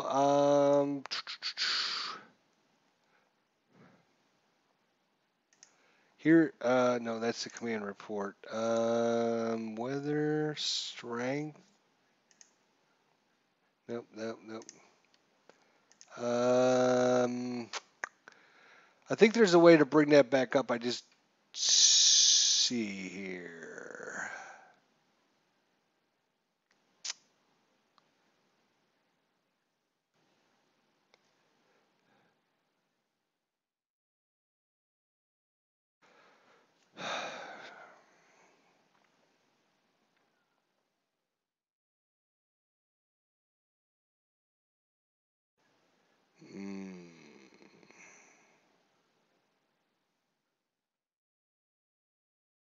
Yeah, I don't know. You would have to look at that. I don't know right off the top of my head.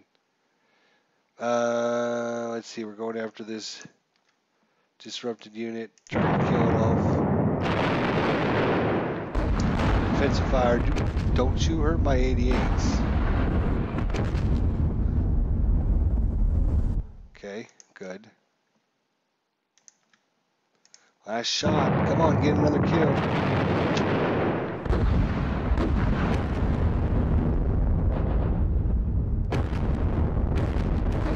Alright, stop with your defensive fire. Stop it. Stop that nonsense right now. Alright, so we got our pack 40, or pack 40s over here. If we're within 15 miles, get naval support to take out the west. Yeah, I'd love to. This unit is disrupted, but it's just a half track. Let's see what we have here. Do we? All right, let's. Oh, gotta select it. Take out that half track or do some damage to it. There we go. There's a vehicle. Take out another one of these vehicles.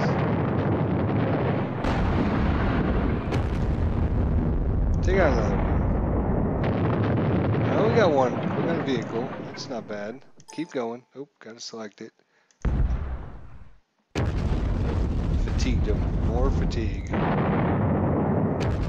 There we go. Took out another vehicle. One last shot. No effect.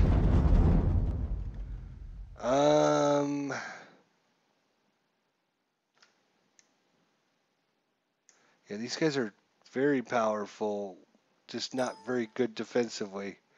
They have a good offensive power, just not very good defensively. Just fatiguing them. Come on, let's get a kill. There we go. Oh, and we disrupted a vehicle kill and a disruption. Beautiful. Good job, Stuke. Good job. This guy here. Can see this guy or this guy. Well, let's look at up here first because, oh, this guy's disrupted. That's too bad. This guy's not disrupted.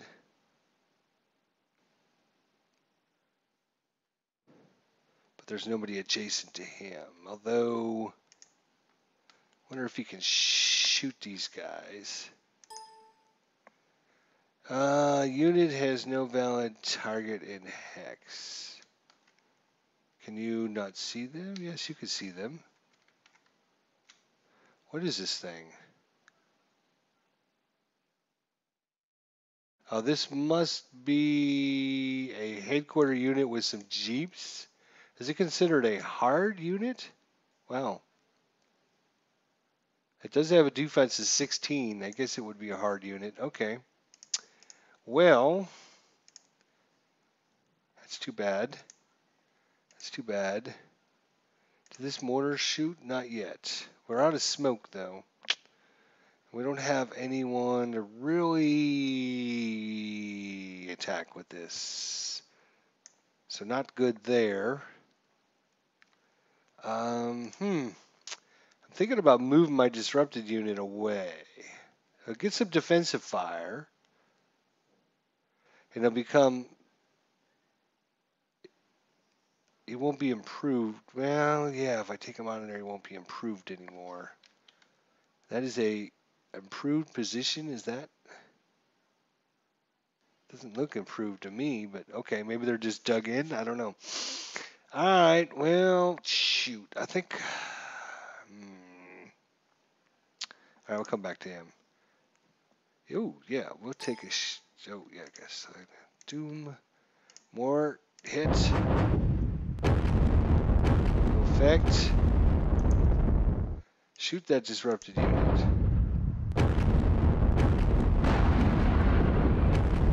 Fatigued. Uh-oh. I didn't want these guys jumping in. Come on, get him. No. Alright. Fine. Our disrupted unit. Oh boy.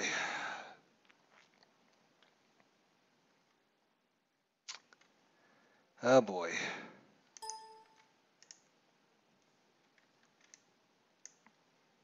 All right.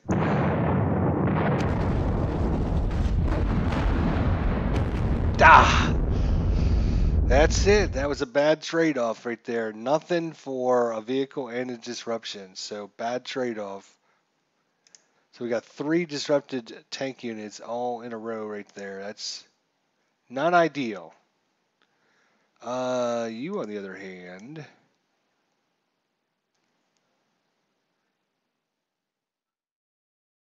3 versus hard targets, 13 versus soft. All right, let's see. Can you take you off? Lob some shells over there. Just lob them over there. Maybe you'll get lucky. Oh, not enough movement. All right, what about you? Can you lob a shell over here? Yeah, okay, nothing. You haven't shot yet.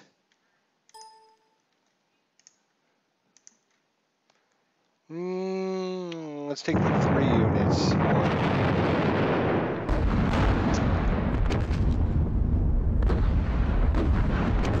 More fatigue, more fatigue. Yeah. Come on, get us a kill. No defensive fire that time. That's good.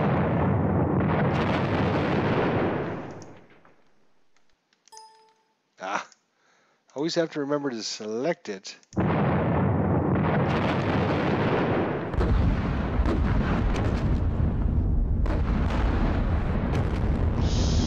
Stop with your nonsense. Ah, lost a vehicle.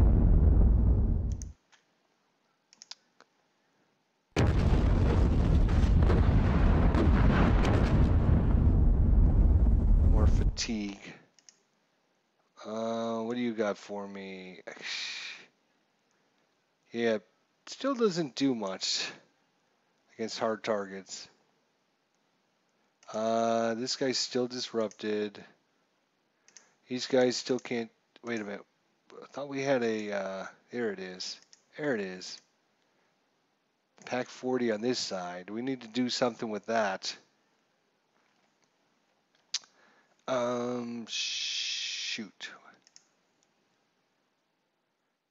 So first thing we're going to do is move this guy out of the hex, because what will end up happening is when they shoot back, these guys might take damage if they're in the hex. So what I'm going to do is I'm going to move these guys out of the hex.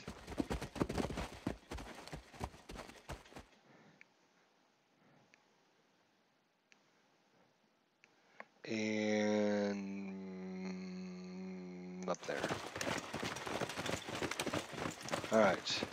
So now it's just mano a mano, me versus you. No effect. No effect.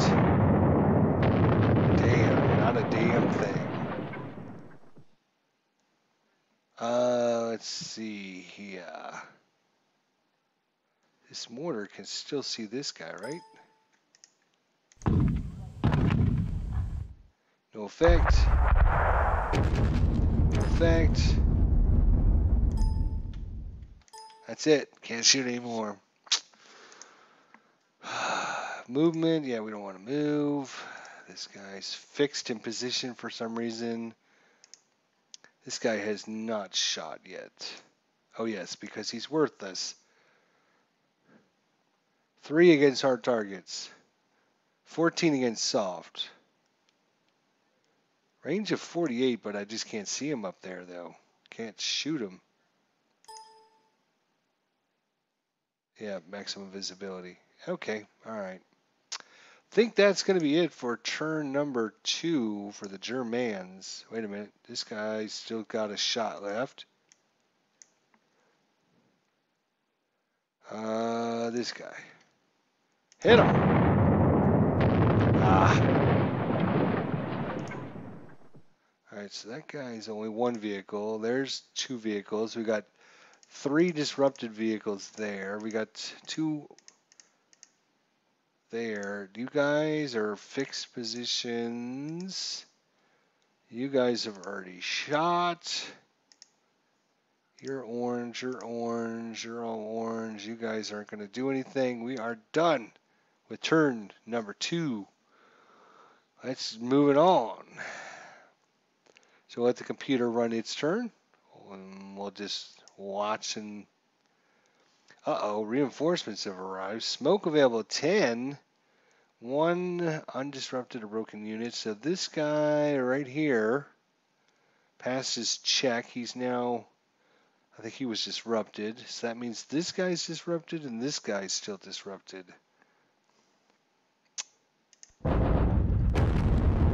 Here comes his artillery.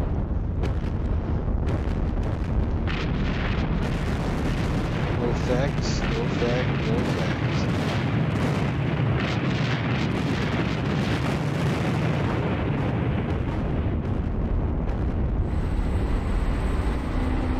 Here comes his reinforcements. Great. Because he didn't have enough coming against us. No, actually he didn't have enough coming against us.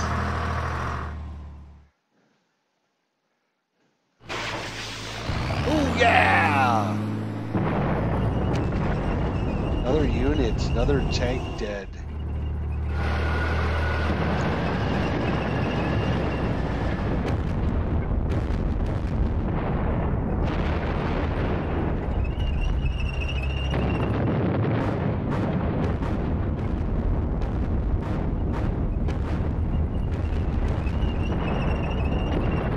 Yeah, fatigued them and disrupted them.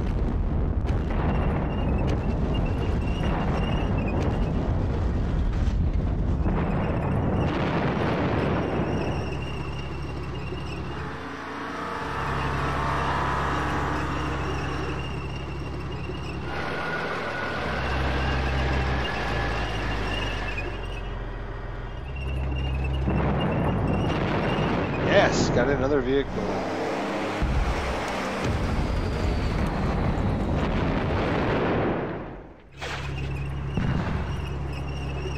Shot another Panzerfaust.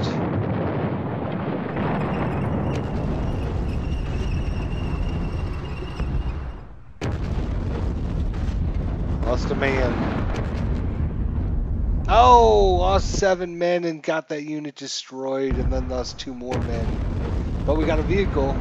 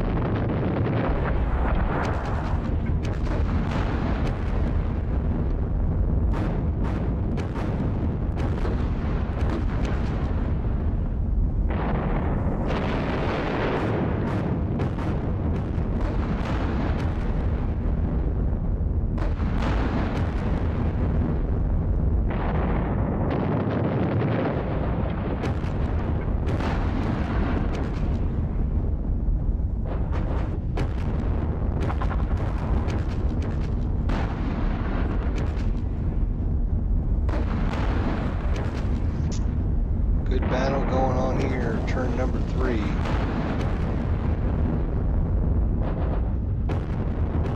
Hopefully the volume's not too loud for you guys on the computer sound.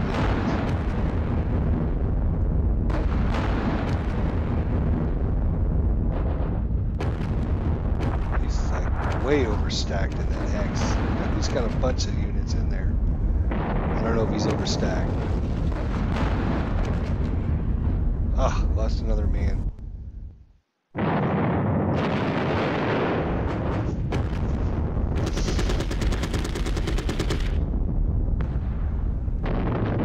There he is. Killed one of his guys. Killed 2 more of his guys. 3 more of his guys. Don't hurt our 88s.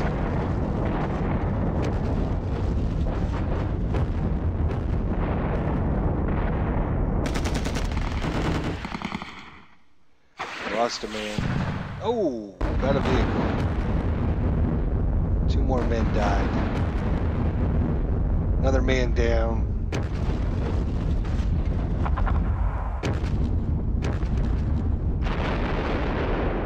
Lost another man. All right, hey, reinforcements have arrived. 1 artillery unit unavailable. Does it tell us which one is unavailable? I guess we'll find out.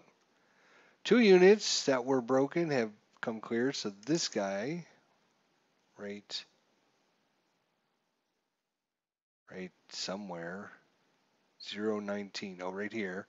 Oh, so this is the guy that we moved back when he got become disrupted, and then this guy, which is right here. So we got 2 more disrupted right here. So we got a little couple recoveries. Still got 2 guys that are still disrupted. We ended up losing that 1 unit that was here. Just got completely annihilated. All the men just got killed, but we ended up killing quite a few of his. 5 units recovered fatigue, and we got some reinforcements, which probably start somewhere.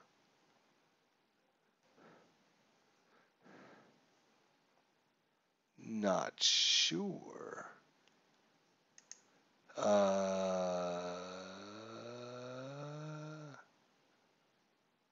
Releases. Although that's when they're released. Where is scheduled? So those are all allied. Where's ours? I just said you get reinforcements. Maybe I was lying. If I'm lying, I'm dying. Let's check out the victory conditions. So it was at 10. We are now down to 6. So we are out battling him, which you should as a defender, because obviously moving forward's harder. You got much more defensive fire at him. So we want to get that number down to 0. So that way, if he takes his 25, this 25, this 25, that's 75. Plus the 10 he's got, which is 85. So we need to get him to minus 15. So even if he takes all of these hexes, it's still going to be a draw or a minor victory for him, assuming he can get them. But alrighty, well, let's see what he brought in. So you can see this unit here, this Hauser right here, actually. You know, it's kind of hard probably for you guys to see, but underneath there's a white bar. So that what the white bar represents is you can go into travel mode. So you get more movement points, but your defenses goes down. So obviously you can move farther. But if you get defensive fire on you, you got a much better chance of something bad happening. So most of his units were white as they came up, and then he switched them. Once he moved them up, then he switched them back to normal mode. This guy didn't switch back. He must not have had enough movement points. So just thought I would mention that in case anybody noticed that. That is the movement. You can also move by rail if you have a bigger scenario map. Obviously, we wouldn't need that in this scenario. I don't remember saying we have smoke. Did we use up all of our smoke? I wonder if we did. I wonder if that smoke element is not per turn, but by rather by like scenario. All right, so what I think I'm going to do is save this bad boy. We're going to call this. This is turn number 3, so we're at 113. And I think what I'll do is probably just call this an episode. We've been going for a couple hours. You know, we haven't played but a couple turns because we spent a lot of time going over the map, the units, the rules, how to play, scenario setup, formations, artillery, all kinds of stuff. But what I will do is I will throw out a new scenario just so you guys can get a gist of. Um, let's look at Gold, Sword, or Juno Beach. Let's look at Utah. Yeah, everyone knows what Utah Beach is, right? We're going to just put them both on manual so this way we don't have to wait for the whole computer to take their turn. But this will just give you kind of a general gist of the look of the gate. Oh, here we go. Dawn turn. Air units are available. Smoke available. Following units are isolated. We haven't talked about isolated, but so here it looks like all of our paratroopers that have come in. So we're going to start zooming back out. So here's zoomed in. Here's mid zoom level, and then here's zoomed out. So this would be the scenario for Omaha Beach. I'm going to zoom out to mid range just so you guys can see a little bit better. So here's Normandy Beach, or Normandy Beach, Utah Beach. Here's the Americans landing. This looks like, are these the paratroopers that landed? Yeah, these are the paratroopers that landed. And obviously the blue units are the Germans. You can see a much, much, much bigger scenario than the one we were dealing with. I didn't see how many turns. Did it tell us? Oh, there's only 16 turns. But as I scroll around the map, just to give you guys a general gist of lots and lots of units, lots and lots of different units as well, not just the same old units. A lot of probably paratroopers out here. Here's a parachutist with a mortar unit. Looks like a mortar. Yep, 81 millimeter mortar. Maybe it was captured from the Germans. And then landing on D-Day, I keep saying D-Day Beach. Landing on Utah Beach. We got some bunkers here with some AT guns, some machine gun squads, more guys back as well. If we look at the vision though, 1, 2, 3, 4, 5. I bet you this scenario, because it's a dawn turn, it's probably 6 no matter what. See if I click on the S. So because the sun is just rising, you can only see like 6 hexes. 1, 2, 3, 4, 5, 6.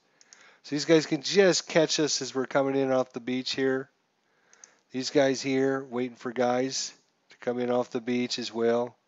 More AT guns, more machine gunners. And obviously, as the allied player, you're going to be using your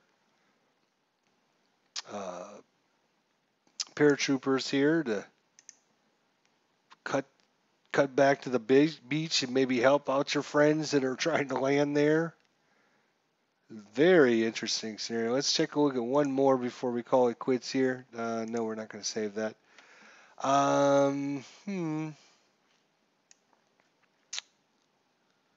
The longest day. That's probably the whole kit and caboodle in one big thing. Let's take a look at this bad boy. This is probably going to be a nice one. Let's see. The longest day. I got to finish waiting on it to load. It's still loading assets. Still loading assets because I can't move the map. There we go. So it's a night turn. So this is before the paratroopers can even come in. And let's zoom out on the map. Holy cow, look at the size of this monster. Oh my gosh. Holy cow. All right, so the one we just looked at was Utah Beach, which is probably this big. And that was huge. Now look at this monster. Holy cow. So we're gonna go try and go all the way up to the top left-hand corner. Come on, keep scrolling all the way up. All right, so here's the top left-hand corner.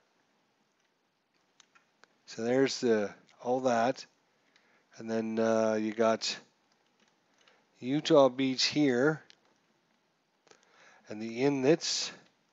Here is Quarantine. And then over here is Omaha Beach, right there. And let's keep scrolling over. Here's the English Channel. Here's Gold Beach, Juno Beach, Sword Beach. Holy cow. Zooming out as far as I can. So obviously this scenario could take a little while to play. Oh my gosh, nice and big. Here's Con here. The scenario we're playing, I think, because they use the maps, they just cut the map up into pieces. So where did Con go? It's down. Oh shoot! Every time I zoom in, it wants to take me to a different spot. Here's Con.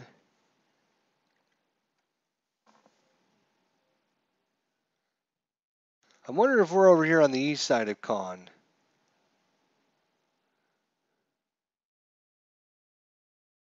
Maybe up in here is where our scenario is. But our scenario is basically this little section right like that. That's about our section right there. That's our scenario we're playing. And then we can go all the way over to the east side. It takes us all the way past Holgate there. So John Tiller Games, obviously we talked about this extensively. When you buy their games, you're not buying graphic game. You're buying the scenarios, the maps, the counters, and all the goodies that come with it. Lots of replayability. I mean, if we just look at the scenarios again, I don't know how many scenarios there are. I would say probably 40 or 50 scenarios. Some of them are massive campaigns, some are shorter. This one, does it tell us how many turns it is? I forgot to look.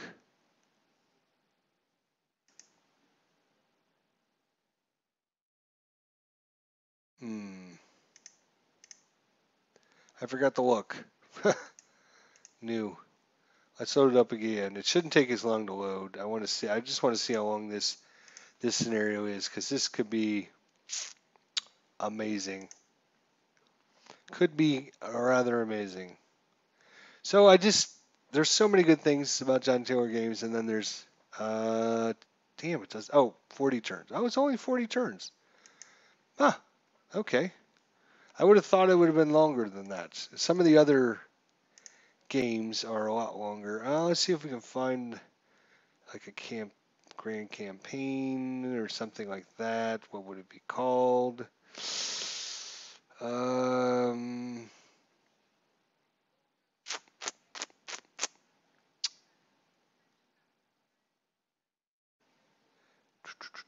There's Cherbourg, Carantine, Christot, Mezzin, Juno D-Day +1. Then, of course, you have just your beach. If you wanted to just do like the beach landing ones, that's fine. Like if you just wanted to do Omaha Beach landing one. Oh, and I forgot to look at the goddamn turns again. Anyways, here's like just the Omaha Beach scenario.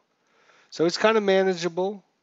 It's probably about the map is probably about 4 times, maybe 3 times as big as the one we're doing right now. Probably about twice as many counters or something around there. But you have obstacles. You have wire, mines on the beaches. Yeah. You're like zoomed in on Omaha Beach in this scenario. Like Ray zoomed in. Nice. We'll have to try that one time. We'll have to give it a. Well, what the hell are these things?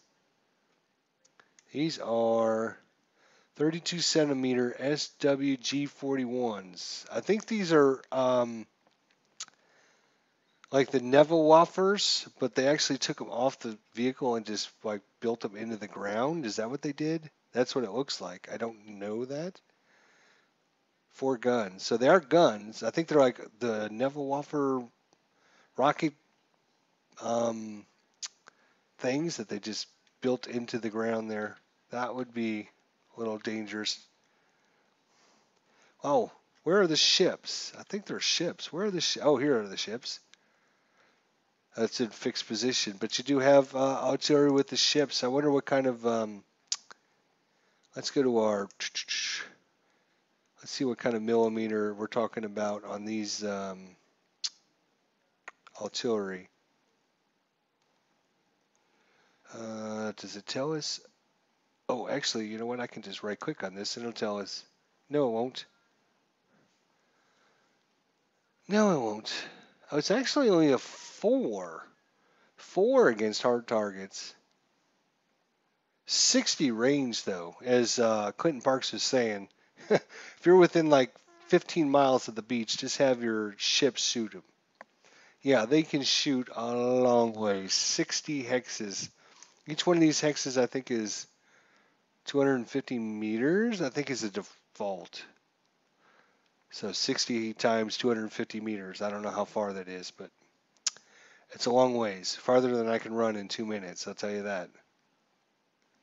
So there's all kinds of different ships. So yeah, lots of super cool, neat scenarios. Big, small, in between. This one obviously is, if you're just joining us here, this is the Panzer battles. The one we're playing right now is the battles of Normandy. The other one in this series is Battle of Kursk. This one actually came out after Normandy. So the graphics will be very similar to what you see here. But obviously this is East Front action. Yeah, we talked about some of the other different games they have in their different series.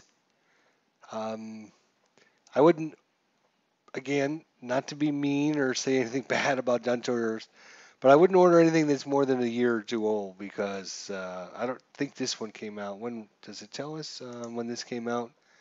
Because they're not known for having the best graphics in their game. So if it's important for you to be able to see things with a reasonable detail and clarity, because you got old eyes like me, it doesn't even tell me when it came out. But they are getting better and better. I will say that they are getting much better, much better. The game engine that came out with this series a couple years ago is much better than the one from previously. We'll just leave it at that. So yeah, I look forward to trying out one of those eventually someday. But I'm having fun with the scenario we're doing. I hope to bring that to you guys some more in the next couple days. So be watching for that. If you're interested, come back and join us. Subscribe, have fun, hang out. Thanks to Clinton Parks for all of his insight and information that he's given. Oh, here's some more ships over here. So there's Point to Hawk right there. Excellent. All right, guys. Well, that was been a fun episode. I'm really happy I got the itch to play this again. I've watched some videos today and decided, yeah, it would be kind of cool to play that again. I haven't played it in a long time, and when I played it the first time, it just wasn't making much sense. And so watched some videos and learned some stuff I didn't know about, and so I figured, oh, let's try and see what we can do with it. It's much better, much easier. So thanks everyone for showing up tonight. If you guys came out, if you're watching this on YouTube later, appreciate you watching, and we'll see you all next time. Thanks for watching.